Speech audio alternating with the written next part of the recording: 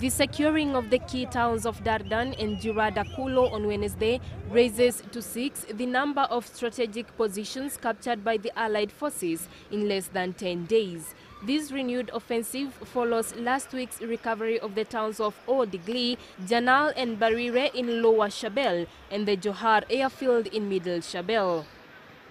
According to reports by UNTV, the Allied forces are currently moving to secure other towns along the strategic Afgoye-Baidoa corridor as militants from the Al-Qaeda-linked terror group flee without putting up resistance. The troops are in good shape, their morale is high, everything is going on well. We are not meeting any resistance yet from Al-Shabaab. All they do when they see us moving towards them is to run away.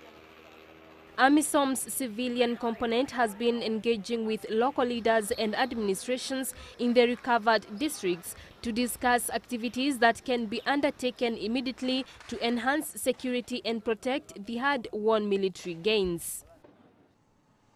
Elsewhere, the United Nations Children's Fund, UNICEF, said it urgently needs $45 million to help children in conflict-stricken Mali, where political instability has severely aggravated an already fragile situation for women and children. The conflict comes on top of 10 years of drought in Mali and other nations in the Sahel region, where millions face famine as a result.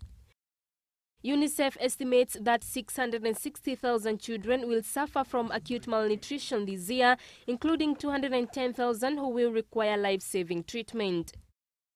Children are always much more vulnerable in these refugee camps. They're much more vulnerable to sexual abuse, they're much more vulnerable to violence, they're much more vulnerable to all sorts of risks.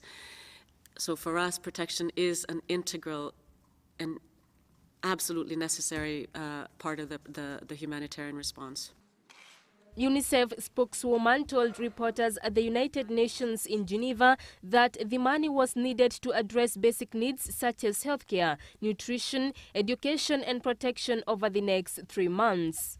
Without additional funding soon, UNICEF will be unable to continue life-saving interventions for internally displaced persons and host communities or for refugees in neighboring countries.